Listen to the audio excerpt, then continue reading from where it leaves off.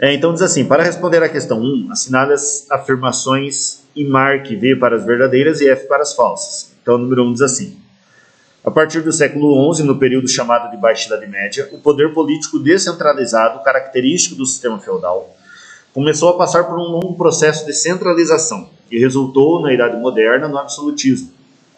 Neste período, isto é, na Idade Moderna. Então, a primeira, vocês já estão vendo aqui o que é falso, o que é verdadeiro, mas vamos no caso,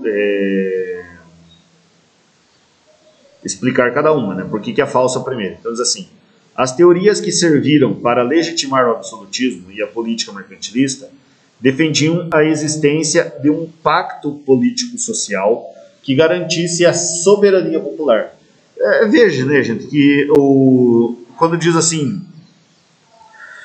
um pacto político-social que garantisse a soberania popular, não combina nem com o nome absolutismo, né? O que interessava era a vontade do rei, não a vontade do povo. Então, aqui o erro, né? Número 2. Os governos absolutistas, sustentados em modelos econômicos mercantilistas, foram pautados basicamente nos princípios da teoria do direito divino dos reis. Sim, é verdadeiro que o rei governava de acordo com a vontade de Deus, né? Aquela velha teoria, né, estranha que a gente já foi comentado com vocês nas primeiras aulas do bimestre. 3.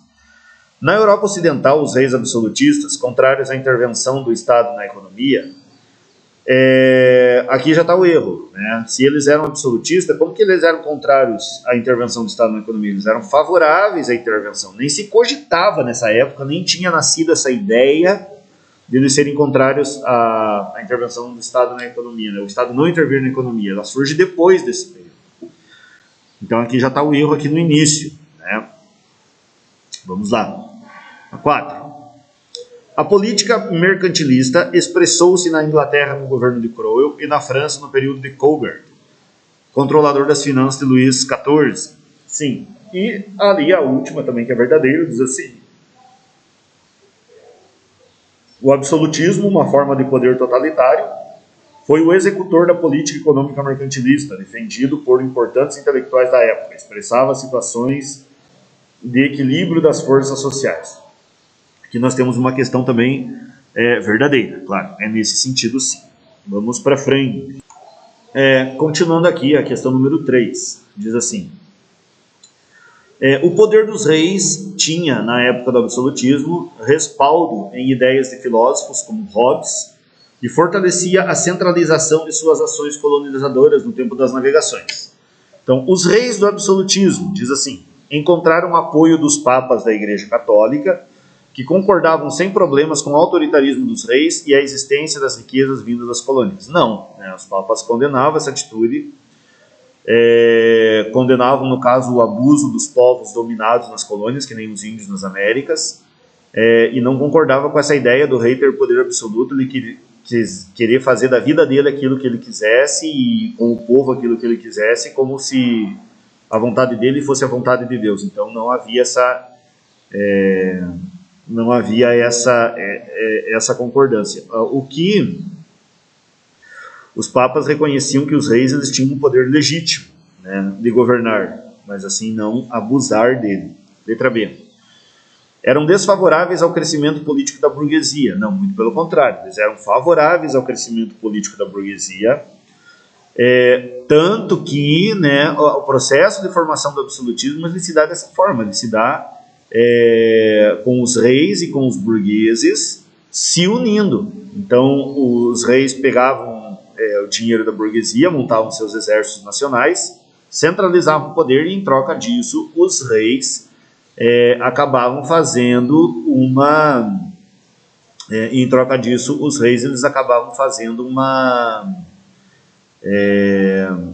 eles acabavam fazendo uma política para favorecer a classe burguesa.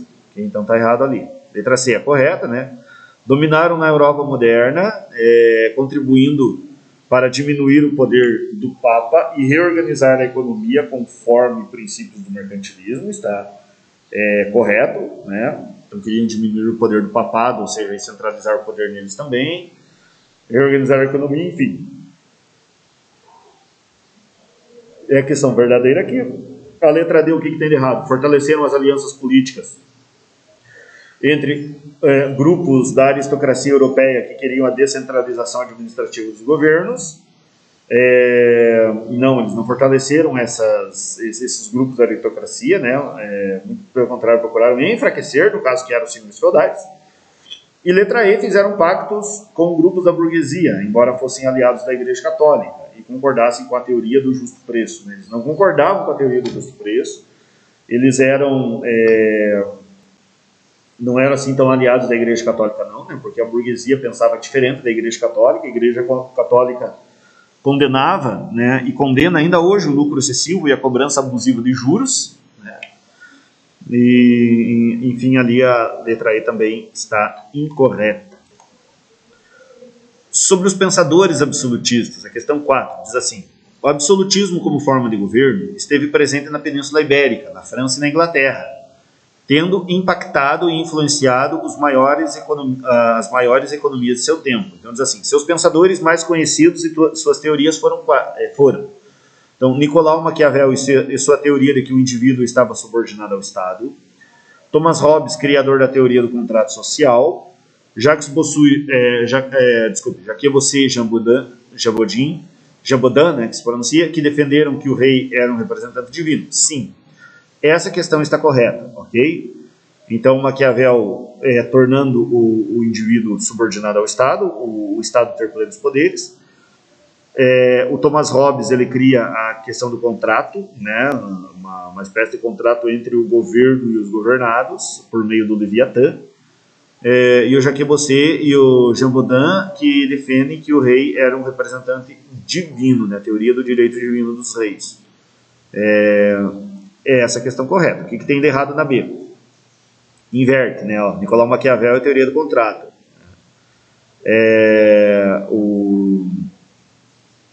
Então ali já na primeira opção ele já inverte, ele coloca a teoria a teoria do Hobbes no Maquiavel. O que nós já vemos de erro? Maquiavel, Jacques Bossé e Jean Baudin, cujas teorias só se diferenciaram na aplicabilidade teológica. Não, o Maquiavel não tinha nada de teológico, sabe? O Maquiavel era essencialmente político mesmo. Diz ali, Maquiavel, a letra D, Maquiavel e Thomas Hobbes que conceberam um contrato social. Não, foi Hobbes, ok? Então, já começa errando aqui também. Vamos seguir adiante. Sobre grandes navegações, gente. Então, aqui estamos na página 8, a questão número 9. Diz assim: o século XVI assistiu à transição da geografia fantástica para a da experiência. Os relatos de viagem que surgiram nesse período, portanto, estão impregnados pela mudança na forma de ver e de descrever o mundo. O imaginário europeu, quinhentista, caracterizava-se pelo fantástico, pelo maravilhoso, pelo prodigioso, pelo monstruoso.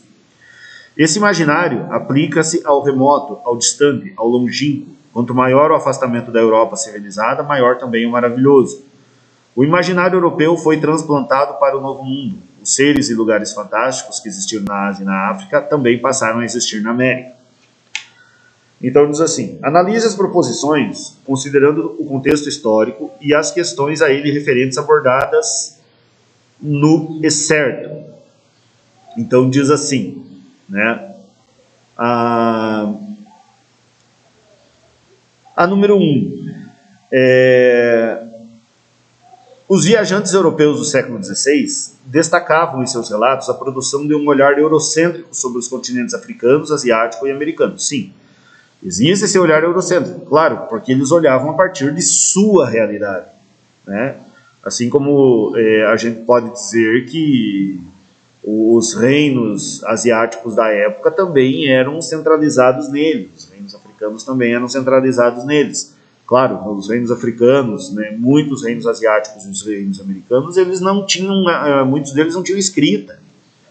Né? Então, claro que esse olhar eurocêntrico ele é normal, você olha a partir da ótica da tua realidade. Número 2. O contexto abordado pelo autor refere-se à Idade Média.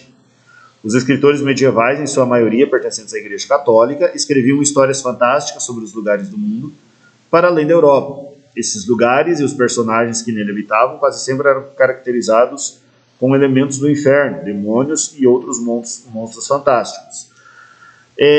O contexto abordado pelo autor, gente, refere-se à Idade Moderna, não à Idade Média, ok? Então aqui nós já vemos um erro propriamente, né? Claro que os escritos medievais, então aqui já coloca a questão como errada, né? Porque os escritos medievais, sim, eles eram escritos por meio da questão da Igreja Católica, mas na Idade Moderna começa a mudar isso por meio de teorias como o antropocentrismo e o humanismo. Okay? Então a 2 não é uma questão correta. 3.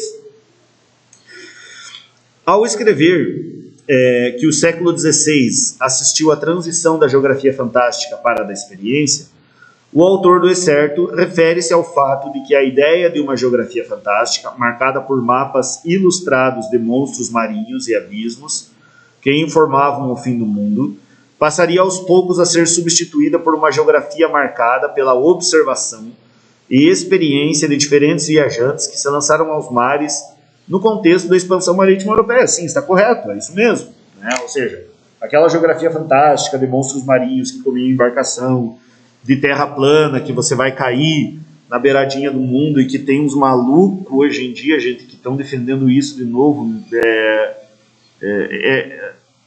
A volta à ignorância, a uma ignorância da Idade Antiga ainda, nem da Idade Média, né? Bem, então essa questão está correta. E a última, ao escrever que os seres e lugares fantásticos que existiram na África e na Ásia também passaram a existir na América, o autor do excerto refere-se ao fato que as viagens no contexto da expansão marítima europeia acabaram também fortalecendo as relações culturais nos diferentes continentes. Haja visto que os viajantes não apenas levavam nativos americanos para a Europa, mas também traziam asiáticos e africanos para o Brasil. Está errado. O que houve aqui? Não é que houve aqui no caso, né, o que ele defende, fortalecendo as relações culturais nos diferentes continentes. Não houve um fortalecimento, não. Houve a imposição da tradição europeia sobre as tradições as tradições africanas, asiáticas e americanas, né, e ameríndias. Então, os europeus eles impuseram sua cultura sobre esses povos. Então, nós temos aqui a questão número 1 e a questão número 3, que são as verdadeiras. Okay? Estamos na página 9, na questão número 11. Okay? Outra questãozinha que eu selecionei para vocês aqui. Diz assim: sobre o movimento expansionista ibérico, citado no texto, leia as afirmativas a seguir. Então, uma das razões que explica o pioneirismo português na expansão marítima é o processo de unificação de Portugal, que se deu muito antes de outros estados europeus ocidentais. Com o estado formado e organizado internamente, os portugueses foram em busca de rotas comerciais alternativas. Sim, uma questão verdadeira. Portugal se formou muito antes que os outros. Veja, gente. Portugal é do final do século XII, ou seja, da década de 1180. A Espanha, que foi o segundo, é do final do século XV, de 1492. Então, vocês vejam que existe uma diferença de aproximadamente 110 anos, gente. Desculpe, 310 anos entre a formação do reino português e a formação do reino espanhol. Então, a diferença é bastante significativa, né? Então, por isso que Portugal é o pioneiro. Praticamente um século antes dos outros países europeus, ele já estava se lançando no mar. Número 2. O conhecimento de que os portugueses dispunham para realizar as grandes navegações também se deve à presença dos árabes islamizados na Península Ibérica, uma vez que contribuíram para um intenso intercâmbio cultural entre o saber do Oriente e do Ocidente. Sim, claro. Os árabes, eles viveram na idade durante todo o período da Idade Média, eles tiveram praticamente uma parte do território. E também, claro, eles tinham seus costumes, as suas culturas, seus conhecimentos que foram importantes. Ok? Foram importantes na presença, assim, de serem conhecimentos colaboradores. Ok? Não que só os árabes produziram esse conhecimento. Não, os portugueses produziram. E com a questão teve, vamos dizer assim, por causa da convivência, embora não pacífica na maior parte do tempo, mas houve realmente essa troca, vamos dizer assim, de experiências. 3. O grande marco da expansão marítima foi a conquista portuguesa da cidade de Ceuta, no norte da África, em 1415.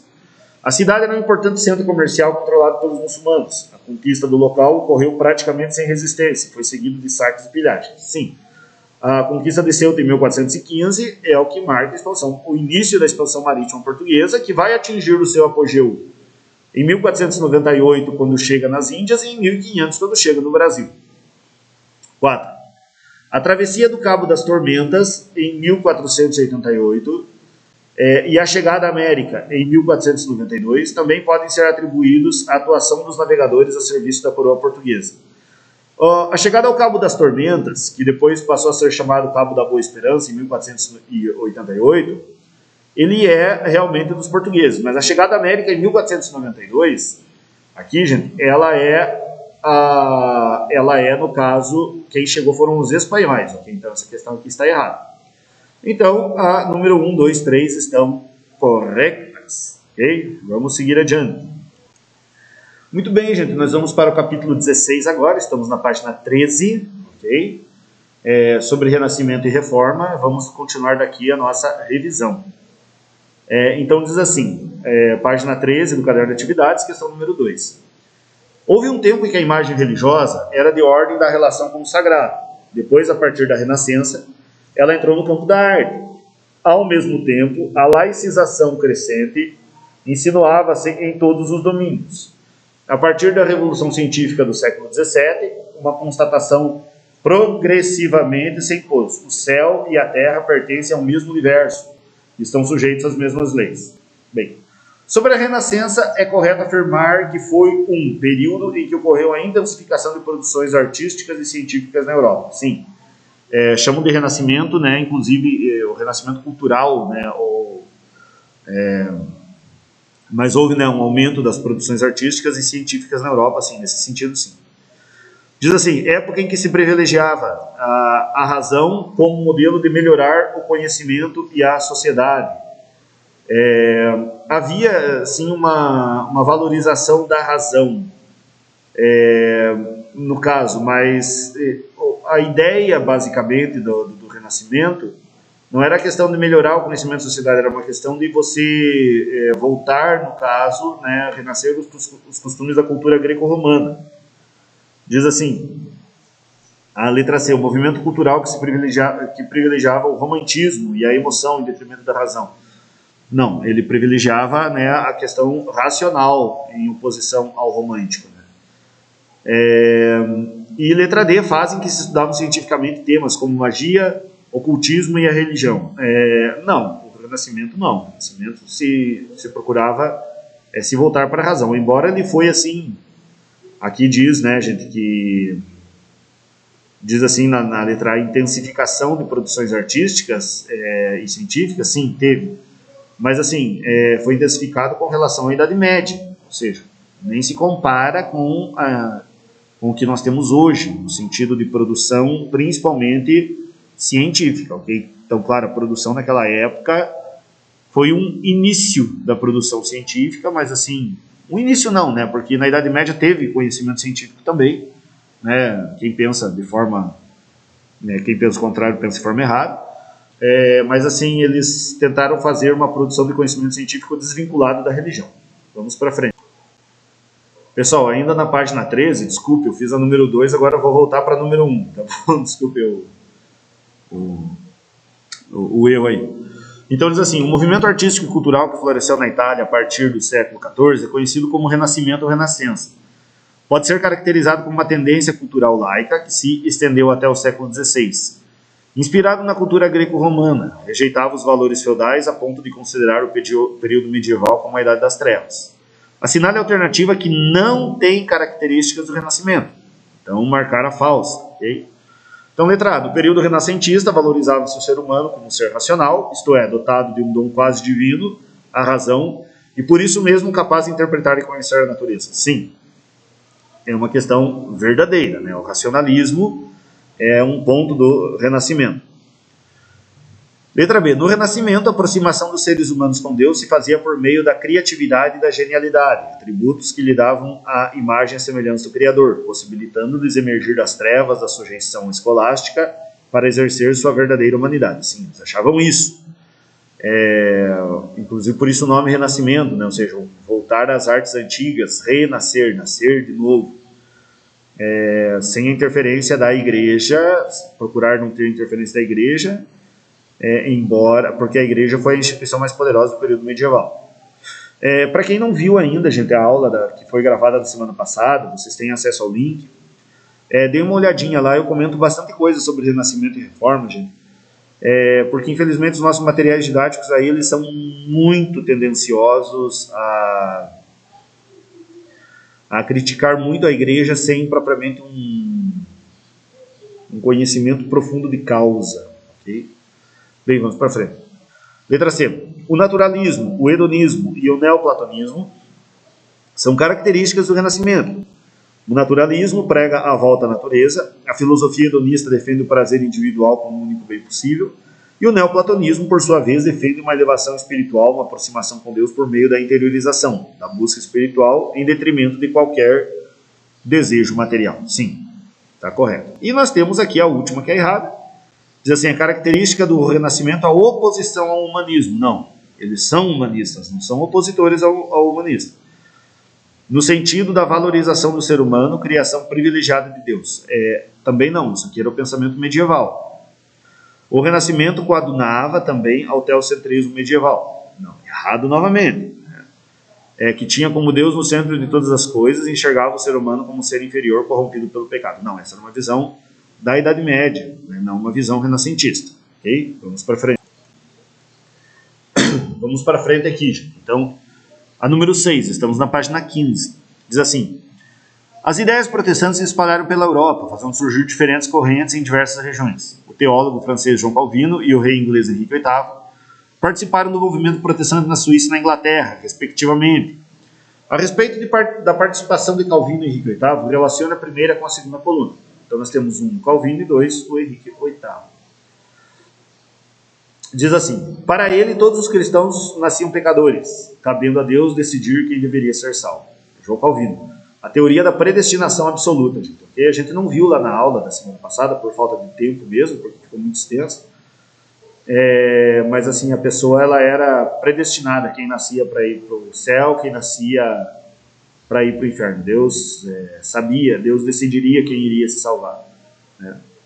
Isso aqui não tem nada de bíblico, né, gente? Existe uma passagem na Bíblia que diz assim, né? Eu gosto de ler sobre coisas de religião, diz assim que Deus quer que todos os homens se salvem, né? Claro, homens é o gênero humano, homens e mulheres, Deus quer a salvação de todos. Bem, mas a número 2. Solicitou ao Papa a anulação do seu casamento, seu pedido foi negado, foi Henrique VIII, ok?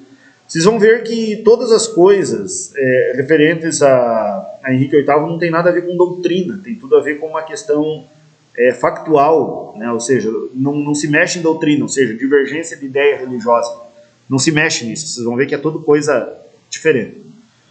Então, o Henrique VIII, só assim para comentar com vocês o que ele fez, ele pediu ao Papa a anulação do seu casamento, porque a sua esposa não poderia dar a ele filhos homens, né? E, embora ele tivesse filhos homens de outro casamento, ele era um rei extremamente, desculpe o termo, vou usar aqui, ele era extremamente galinha, né? Ou seja, ele tinha vários filhos e filhas fora do casamento. Mas enfim, vamos dizer assim, com a mulher oficial dele, né? Ele não tinha filhos homens, é nesse sentido, ok? Então ele solicitou ao Papa a anulação do seu casamento, né? Seu pedido foi negado, claro, porque a igreja não anula casamento, né? Não tem esse processo. Existe hoje um chamado processo de nulidade, mas é um caso diferente. Terceira, a vida com retidão, focada no trabalho, na família e em Deus, era indicativo de que a pessoa seria escolhida por Deus. Sim, e ela teria lucro também por meio disso, né? 2. Então, esse é João Calvino, né? A terceira ali. A quarta, foi excomungado pelo Papa em 1533. O Henrique VIII, por causa que ele rompe com a igreja, então ele acaba sendo excomungado, expulso da igreja. E a última diz assim, né? Proibiu o envio das rendas eclesiásticas a Roma. Mais tarde expropriou os bens da igreja também, Henrique VIII. Então, olha o interesse financeiro por trás da reforma protestante. Então, você vê que não é só a questão de coisas ligadas à religião, tal, tudo isso, havia muito interesse financeiro, né? Inclusive, foi por isso que a própria igreja luterana deu certo, porque porque havia interesses financeiros da burguesia em defender Lutero, porque estava interessado nas terras da Igreja Católica. E vamos para a última questão aqui, gente, sobre Contra-Reforma, ok? Para nós encerrarmos a nossa revisão de hoje.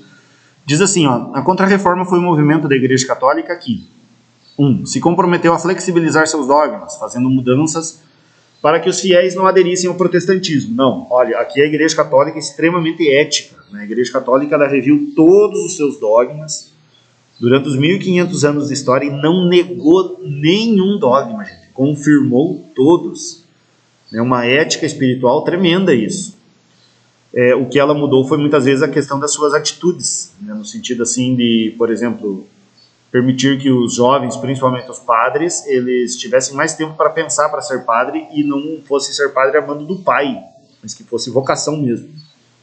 Número 2. Buscou aumentar o número de fiéis por meio da conquista de novas almas no Novo Mundo com a atuação de grupos missionários como jesuítas. Não é bem essa questão de... É porque a reforma, né, a Contra-Reforma, gente, ela ocorre no período das grandes navegações também, veja. Nós estamos falando aqui de 1540, 1530... Então, a partir dessas datas, né, então, quando tem a descoberta de novos povos, realmente eles vão atrás desses novos povos, né, dessas novas almas, como não é propriamente uma questão só de uma conquista de fiéis, é para evangelização mesmo, né, faz parte da missão da igreja. Muita gente acusa a Igreja Católica assim, a Igreja Católica veio para a América por causa do ouro dos indígenas. Veja, então por que veio para o Brasil? Né? O ouro no Brasil foi descoberto 160 anos após o descobrimento. Então, mas aqui para o contexto da questão aqui, né, e da forma como elaboram isso referente à igreja, é uma questão correta. 4. Restaurou a Inquisição a fim de perseguir e julgar hereges. Representantes da Inquisição foram mandados até mesmo para o Brasil. Sim, o que é o Tribunal da Inquisição? Gente, onde vocês dizerem. A Inquisição existe na igreja até hoje, ok? Mas de que jeito? Tem um novo nome, se chama Congregação da Doutrina da Fé. Mas a antiga, o primeiro Tribunal do Santo Ofício, depois virou com o nome de Inquisição, e hoje se chama Congregação da Doutrina da Fé. Quem que julga isso? Gente, são os hereges que são julgados. Quem que é herege? Eu já comentei na aula da semana passada. Herege e ateu é muito diferente. O herege é uma pessoa que tem fé, só que tem alguns pontos ali, um ou outro ponto, que ele discorda do pensamento católico tradicional, né, daquilo que ensina a igreja. Veio essa Inquisição. Dentro da história do direito, gente, dentro da história do direito moderno, existem obras, né, existe muito mito na história, né, eu comentei isso na aula da semana passada, sobre a Inquisição. Não que a Inquisição não matou, não é isso, né, mas os números sobre o número de mortes são muito exagerados, e a forma como falam que a Inquisição era feita também é muito exagerada, gente, né? Então, infelizmente, não se tem notícia, infelizmente a gente tem grandes falhas nesse tipo de pesquisa, né, principalmente nos materiais didáticos de história. E a número 8, por meio do Concílio de Trento, reconheceu algumas falhas da igreja, mas no geral reafirmou praticamente todos os dogmas religiosos já existentes. Sim, ela reafirmou praticamente todos os dogmas existentes, mas não reconheceu falhas, ok? Porque quem que falhava não era a igreja que falhava, ok? A igreja não falha, mas quem falhava eram os filhos da igreja, né? As pessoas filhos da igreja, mas essa assertiva está errada. Então nós temos aqui a 2 e a 4, somativa fica 6.